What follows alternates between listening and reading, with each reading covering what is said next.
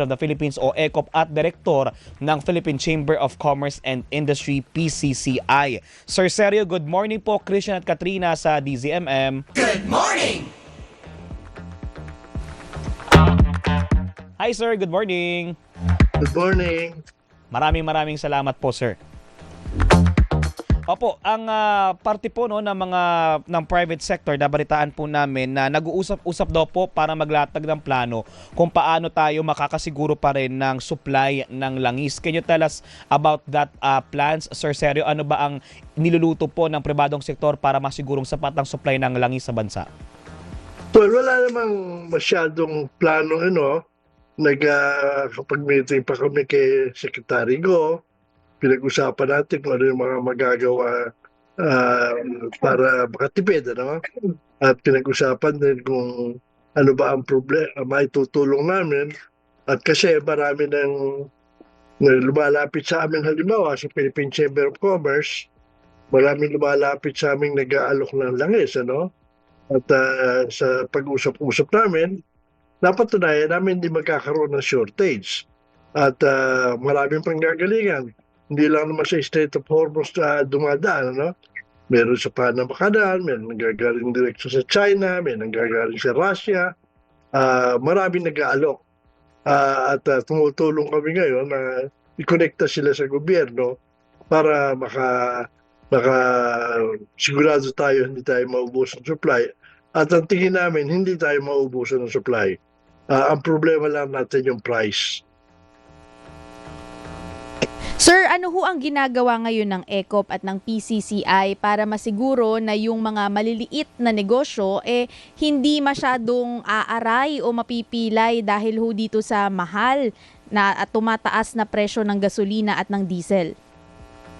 Well, alam mo kasi, dapat nating intindihin, marami sa ating mga enterprises, lalo na yung micro, 90% na enterprises natin micro, 90%. Hindi yung mga organization, hindi namin mga miyembro yun, hindi rin mga miyembro ng mga organized labor yun. Ang 8% yun na small.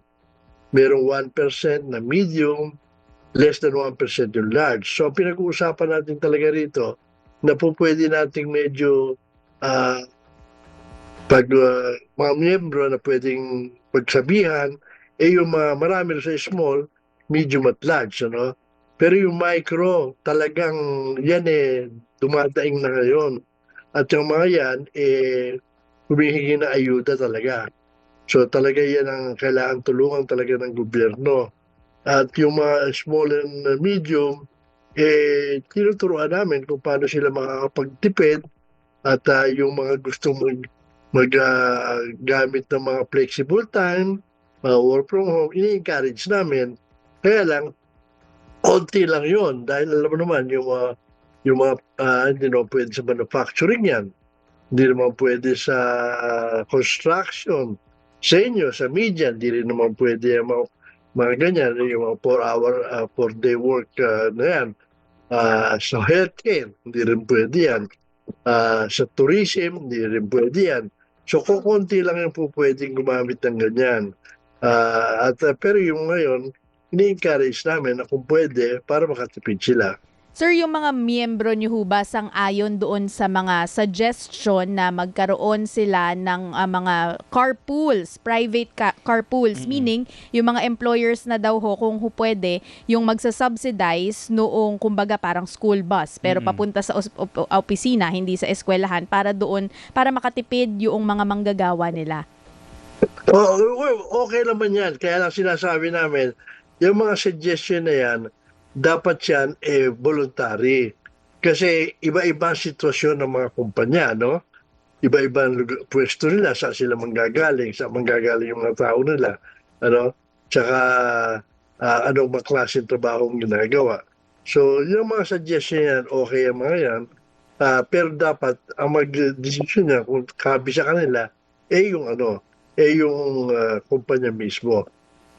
Bukod po doon, Sir Sergio, may kaya pa po ba or kaya pa rin po ba ng private sector na magbigay ng any form of assistance o tulong sa mga empleyado? Kasi considering na apektado nga po ang mga negosyo ngayon, pero may kaya pa rin po bang gawin ang mga employers para kahit papaano hindi naman ganun kabigat din ang pasanin ng mga empleyado?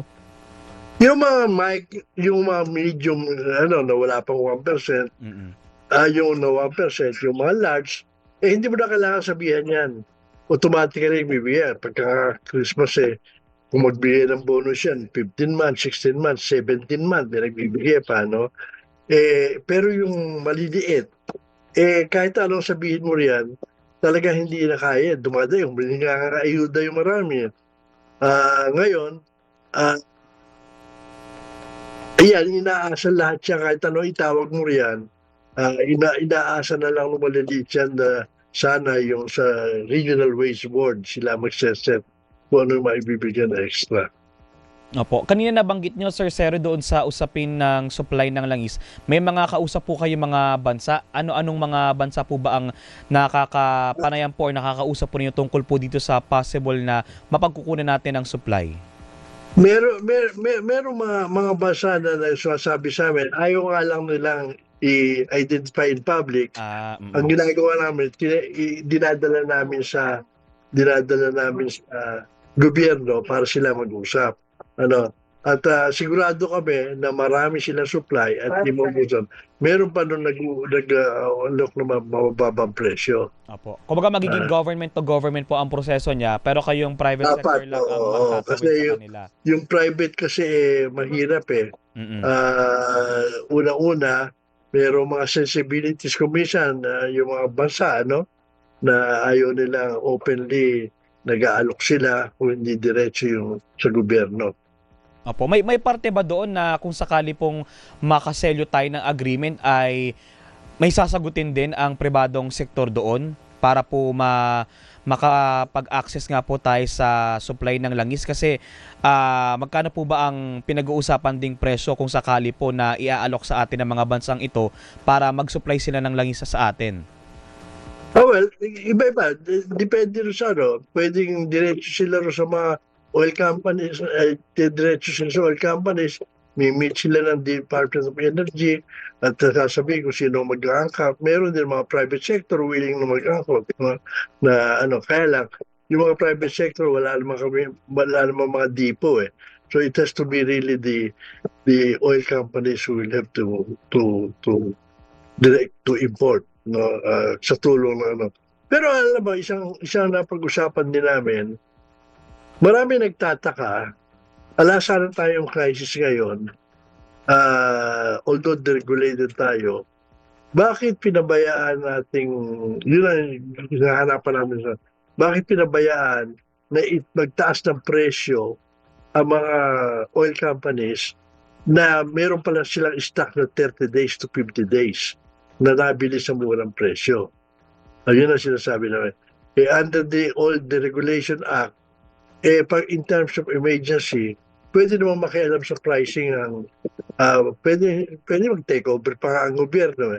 Bakit natin pinabayaan? Sana wala tayong problema kung pinaubos muna natin yung stock nila bago nagtaas ng presyo. Ngayon, ang sinasabi naman ng iba, kung hindi ganoon, baka hindi mag-import yung mga oil companies. Kahit naman hindi sila magtaas ng presyo sa old stock nila, pwede naman magtaas doon sa replacement cost. Ang ginamit natin kasing presyo kaya nagtaas yung replacement cost. Now, old stock yung binibenta, ang laki ng windfall, yung profit nila, So, yun ang iniintindihan. Sana tayong crisis kung hindi natin pinabayaan magtaasan ng presyo na hanggang meron tayo ng old stock na mura ang presyo. Actually, tama yan, sir, no? Kasi bukod pa doon sa kanilang windfall profit, meron din silang 4 to 5 pesos na premium risk cost. Ito yung sinisingil kap dahil daw doon sa mga industriya Yes. na mataas yung risk ng kanilang investment. Ang ECO po ba at ang PCCI ho, may mga tinutulak ho ba kayong mga panukalang batas para hindi na maulit ito in the future kung sakaling magkakaroon ng isa pang oil price shock sa buong mundo? Well, actually, hindi kami pabor doon sa ibalik tayo sa tanggalin yung deregulation. No? Kasi nakita natin nung bago masyado naging politicized. Maraming rin, kahit ano. Pero ang pabor kami, magkaroon ng miyenda na pareho rin ginagawa ng India, ng Indonesia yata, may dual pricing sila in times of emergency. Ano? At alam mo, masyadong malaki ang kinita ng mga oil companies dito sa pagtataas sa oil price. Parang bumili ka ng piso, binebenta mo ng 2 piso. No? Dahil sabi mo, pag nag-replace ka, 2 piso ang presyo mo. Eh di pag nag-replace ka, tsaka mo ibenta ng 2 piso, bakit yung piso mo ibebenta mo ng 2 piso? Correct. At mahirap na huyang singilin pabalik dahil medyo isang buwan na huyong nakalipas. Wala rin naman po tayong reimbursement measures mula sa mga pribadong oil companies. Ang hirap ng Well, habulin. actually, kung tutusin, at times of emergency, lalo pa nag-issue ng si Presidente Marcos, ano? Dito na yung emergency sa ang po pwedeng magawa, no? Kung totoong minomonitor ng ating gobyerno ang stock ng mga oil companies, alam nila kung ilan yung stock na sinasabi 30 days, 60 days na magkano ang kuha. Dapat kung 20 milyong barrels yun, dapat yun, ibalik nila yung, pagka tumaas yung presyo pa, tanggalin yung kinita nila ron. Hindi naman kailangan i-reimburse physically, pero bawiin para wala tayong crisis. Kasi kung hindi na tayo nagtaas, wala tayong crisis. Kaya Wala nga, sir. mahihinging ayuda, hindi naman tataas ang pasahe, hindi naman tataas ang mga gastos, hindi tataas ang bilihin. Bakit natin pinabayaan? Actually, sir, Ngayon, sobrang... kung ano tayo magawa, kung matagal na nakakaraan, computin natin. Magkano ba yung pinagkakitahan ng na stock nila? Alam naman natin yun, supposed to be. Kung minomonitor talaga sila at kung may transparency, yun ang kailangan ibenta nila sa oil price. Tama yan, sir, no? Kasi yung mga petroleum companies, yung mga fuel companies, pwede silang magtaas anytime na magtaas yung presyo sa world market, yung Dubai crude oil. Pero yung sweldo natin, pahirapan bago maitaas, ilang review yung pagdadaanan. Ganun din yung mga presyo ng pamasahe. Dadaan muna sa ilang hearing ng LTFRB bago tumaas. Samantalang kanila, anytime na maggumalaw yung Dubai crude oil price. May liberty sila Correct. doon. Sir, go ahead, sir. Sinasabi nga namin, we have all the economic reasons and we have all the endanger ang natin. And we have all the legal basis na dapat pigilin yan. Sinasabi nila na wala raw legal basis dahil no. Under the regulation, maliwanag doon. In times of extreme emergency, po pwedeng pumasukin. I-take over pa nga pakialaman yung operation sinasabi lang pero sa regulation hindi pwede pricing imposible naman yon. Nagte-take over ka tapos yung pricing hindi mo pwedeng galawin. Yun ang sinasabi namin. So tama naman yung na meron danger yung pasok ka ng pasok sa ganyan dahil madi-discourage naman yung mga oil companies na bumili. Baka malulugi sila. Pero may guarantee naman pagka bumili ka sa mahal tataasin mo naman yung presyo, papabayaan naman sila magtaas ng presyo. So, hindi namin maintindihan. Bakit pwede pang habulin ngayon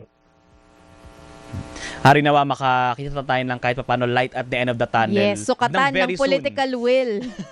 Opo. Sir Sergio, maraming salamat po. Till next time po ulit, ingat po sa inyo. Maraming salamat po. Salamat din sa inyo at sa ating mga taga-sunod.